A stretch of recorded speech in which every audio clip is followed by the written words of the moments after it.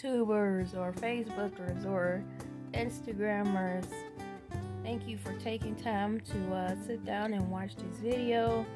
I want to do another update video on 2 weeks post surgery. I had my first follow-up appointment yesterday, which is October 14th. It was scheduled 2 weeks prior, before when I was discharged from the hospital. And I wanted to give you an update on what my doctor told me before. But when I went on ahead and decided to go do the hysterectomy, I prayed, I asked God, if there's a small chance that my uterus can be saved, let it be saved.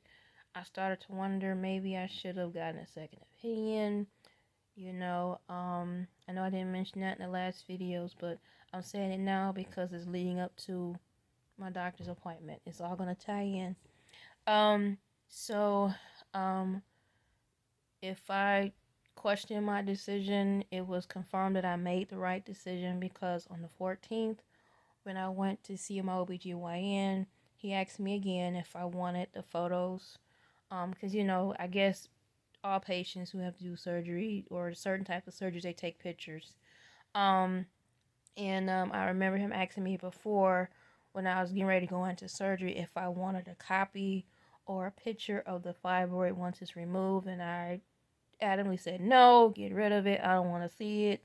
So he said, okay, I'm just going to take one for myself anyway. So he asked me again yesterday, and I almost said no, but I shrugged my shoulders and said, okay, I'll take a picture. Now, I'm still kind of undecided on whether I'm going to share it or not. If I do decide to share it following this video, I will post a warning because, for anyone who's squeamish, I will give you a warning. I have 6 different photos, but I'm not going to share all of it because they're pretty much the same. They're from slightly different angles, but they're all the same thing. You see how big the fibroid is. So, if I do decide to share it, I will give you a warning. I'll give you an opportunity to change your mind. You can fast forward, turn away. I'll put different chapters in the description box so you can just skip right over the fibroid. And then after the warning, you'll see a picture of the fibroid if I decide to post it. But when I saw a picture, when he gave me the picture of the fibroid, I couldn't believe it. I mean, I knew my stomach was big, but oh my God, they were not lying. That fibroid was huge. And looking at that photo and listening to my OBGYN, I know I made the right decision to get a hysterectomy because from what I could see from the photo, it was all fibroid. There was like no tissue, no uterus tissue left. I couldn't tell where the uterus was, if there was. It was all fibroid. It was really big. I just couldn't believe how huge it was. So when I saw that, I was thankful and grateful.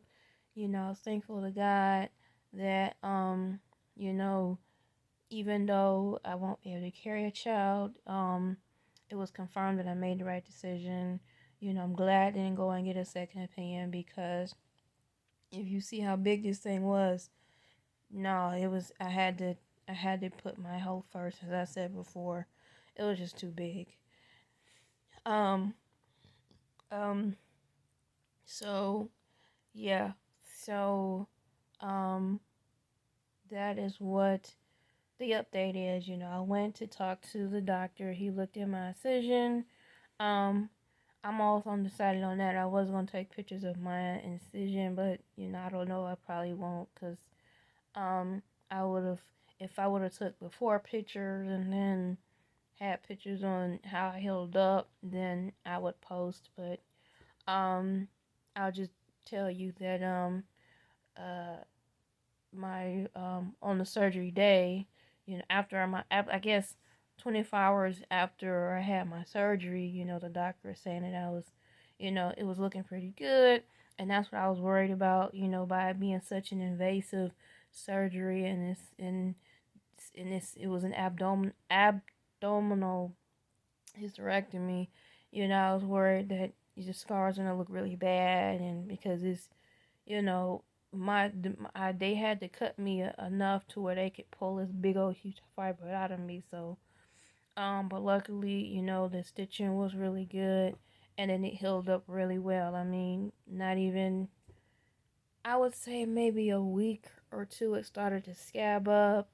And I know in the beginning they told me not to put anything on it, but because it was scabbing and closing up and healing really good, I started putting Carmex on it so they wouldn't dry out. And when I talked to him, he said I can put Neosporin on there and all that stuff. So, um, anyway, so yes, that's my update. All right, YouTubers, Facebookers, Instagrammers, I decided to go ahead and post a few of the pictures showing the fibroid. So before I post it, I will post another warning and a countdown, and then you'll see the photos. All right, until I'll see you in the next video. You have a good day.